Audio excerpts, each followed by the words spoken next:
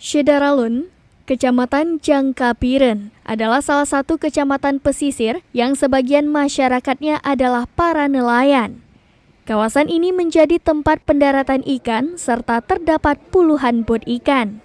Salah satunya adalah Desa Alubi Pusong Jangka, salah satu tempat tinggal para nelayan yang menangkap ikan di laut lepas. Desa tersebut berjarak sekitar 4 km arah utara Kede Jangkabiren. Ada belasan bot ditambat di kawasan tersebut.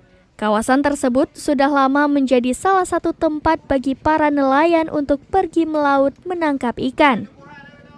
Namun, fasilitas pendukung tempat mereka menurunkan hasil tangkapan sangat minim.